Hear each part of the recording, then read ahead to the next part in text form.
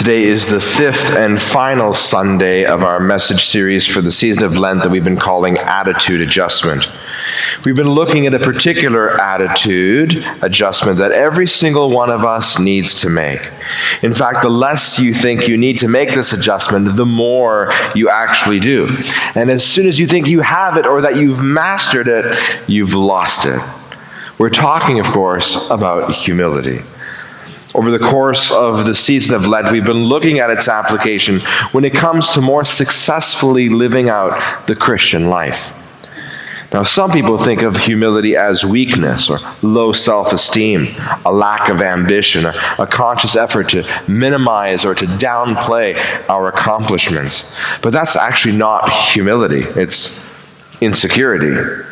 Humility is not a low opinion of yourself, but rather a clear opinion of yourself. Humility is knowledge of yourself as you really are. And as we've learned, humility is surprisingly powerful. Because if you can be humble, you can learn and grow. If you can be humble, you can bring peace into your relationships. If you can be humble, you can cultivate patience for the world around you. A few weeks ago, we looked at the basis of humility, and we learned that humility is grounded in the reality that everything we have ultimately comes from somewhere else, or from someone else, and ultimately that someone else is God. We looked one week at a key way to grow in humility. It turns out that we grow as we listen. Humble people are listeners, and they listen first and foremost to God. We looked one week at what we call the comparison trap, which damages and destroys humility. We're tempted all the time to compare ourselves to others, especially to compare ourselves to other people's faults and failures in order to feel better about ourselves. But every time we do that, we're just inflaming pride and creating a distraction for ourselves. And finally, in the course of this series, we've learned that ultimately it is the attitude of humility that can take any situation and turn it around for our favor and for our success moving forward.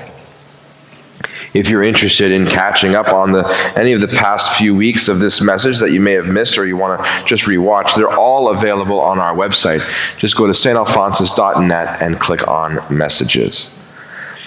But as we wrap up our series today, we want to look at how helpful the attitude of humility can be when it comes to recognizing and eliminating sin in our life. And to do it, we're going to take a look at a passage from the Gospel of St. John, where we read this. The scribes and the Pharisees brought a woman who had been caught in adultery, and making her stand before the people, they said to Jesus, "Teacher, this woman was caught in the very act of committing adultery. In the law, Moses commanded us to stone such women. Now what do you say?" They said this to test Jesus, so they might have some charge to bring against him. So Jesus is teaching in front of the temple before this huge crowd, and the religious leaders, the Pharisees and the scribes whom we have met before, they show up and interrupt him to introduce this very strange scene. Apparently, they caught a woman in the very act of committing adultery. Now, how do you think they did that? Think about it. No, actually, don't think about it. Anyway, they create this huge scene simply to try to trip up Jesus and to trap him as somebody who breaks the law, which was another serious offense. They were deliberately casting him in an unwinnable position because the Jewish law called for death by stoning, but the Roman law forbade such a thing. So however he answers, he's going to be breaking somebody's law and thereby setting himself up for trouble with the authorities, which is exactly what his enemies wanted. Beyond that was the obvious and stark contrast between Jesus' constant teachings on mercy juxtaposed to this harsh law. In the face of the seemingly impossible challenges at hand, here's what he did. Jesus bent down and wrote with his finger on the ground. Jesus just slows things right down.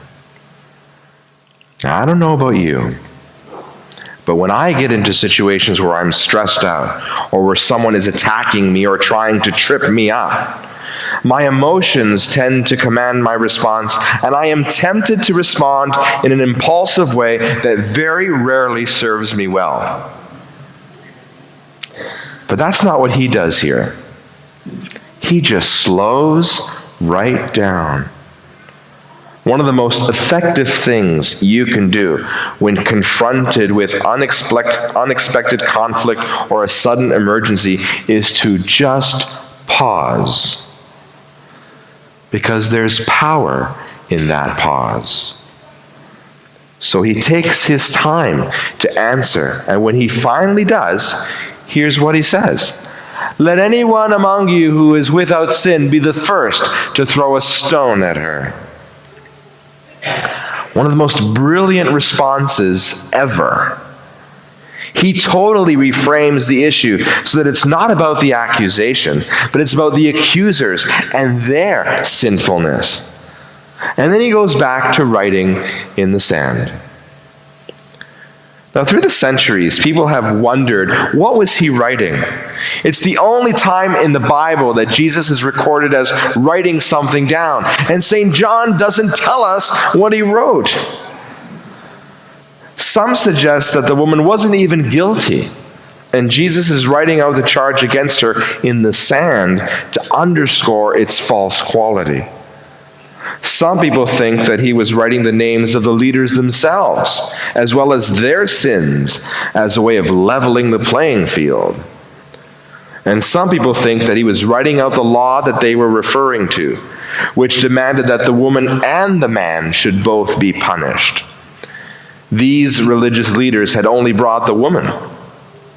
So maybe he was calling attention to the fact that they're actually violating the law themselves.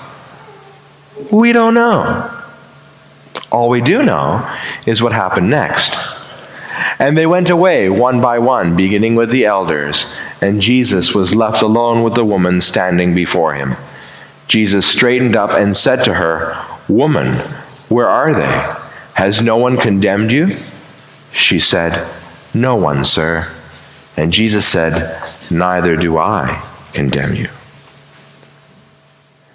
Jesus humbles the religious leaders who had exalted themselves with so much pride that they could not even recognize the Messiah standing before them. The Messiah that they had been waiting for is face to face with them, and they can't even recognize him.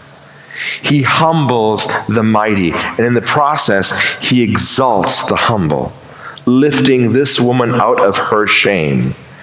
He finishes off by saying, "Go and sin no more. Go and sin no more." And I think the emphasis here is on the go.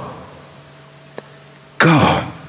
He gives her her life back, but he gives her more than that, a way forward into her future, a future that now can be lived free from sin and shame, and humility is her way out. Well, we know that not all sin carries the same weight. For instance, in this story, the woman's sin is actually less weighty than the sin of the religious leaders. Sure, she committed adultery, and that's a pretty serious sin. But their sin is pride, and that's much worse. In fact, it's the most serious sin of all. It is the root of all sin itself. It was the sin of Lucifer and the fallen angels, and it is the sin of the Pharisees too. That's why, over and over and over again, Jesus reserves his most bruising and most withering criticisms for them. The reason that pride is the most serious sin is because it blinds us to other sin in our life. and thereby can be the most consequential of sins. You know, whatever stage of life you're in, your life and mine too, for sure, is sometimes marred and marked by sin. And if you're like most people in our community, perhaps that sin isn't terribly serious or deeply consequential in the larger scheme of things. Perhaps it's things like gossip, ingratitude, impatience, overindulgence, impurity, and intemperance. Did you know that sometimes God actually allows us to struggle with sin? And did you know that it's very possible the reason that God allows us to struggle with sin is to teach us humility?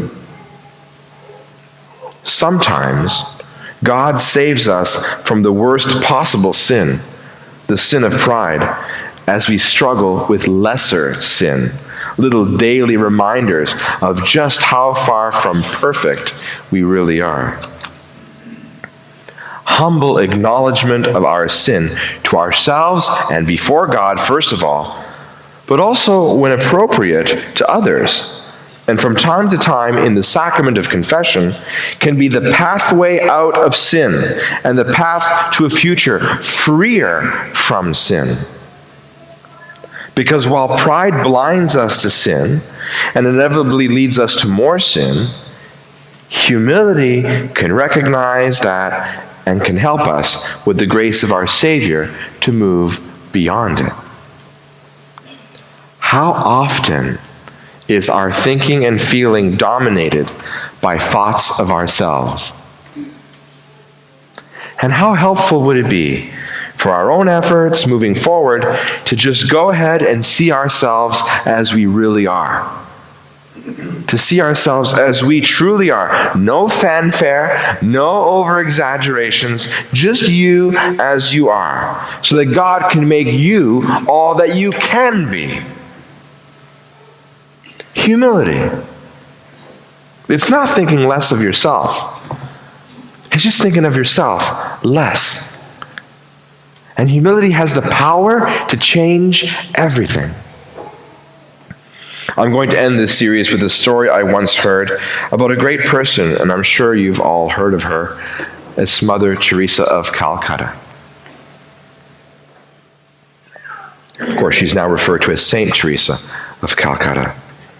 But she visited Baltimore back in 1996 to open a hospice for AIDS patients near a downtown hospital. At that point, she was pretty well world famous and attracted huge crowds wherever she went. She was scheduled to arrive late in the afternoon for the dedication, and thanks to the media, word about her arrival got out, and the place was packed. The church where they were going to have the Mass was standing room only, with people fighting for good seats.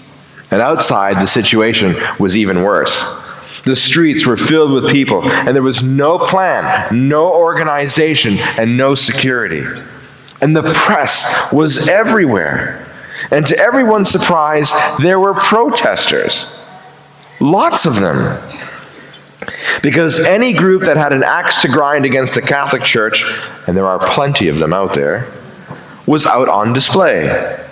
There were even protesters protesting the protesters.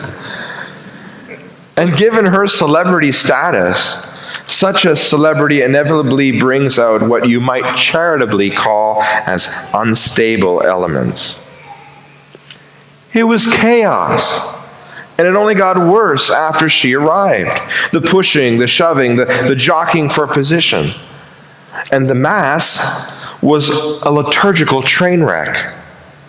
And the procession to the hospice following Mass for the dedication was totally overwhelming. And this petite, frail little lady, whom you think might actually get hurt, through it all she was completely calm. She smiled, she seemed unfazed and sailed right through it all. She seemed as if everything that was going on had nothing to do with her.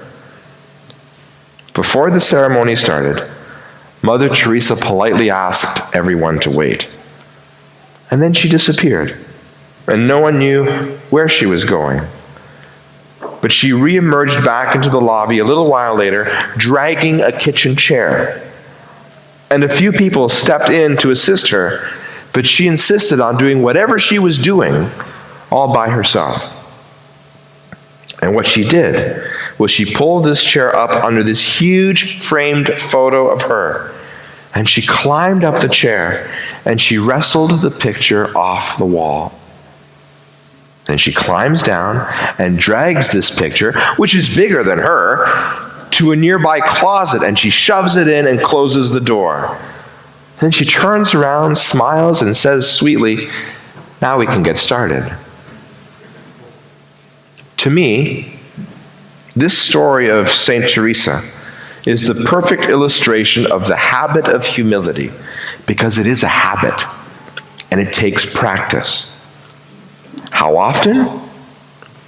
Well, how often is our thinking and feeling dominated by thoughts of ourselves, like that huge photo of Mother Teresa was dominating that lobby? And how helpful would it be for our own efforts moving forward to just go ahead and take that picture down? Humility. It's not thinking less of yourself. It's thinking of yourself less.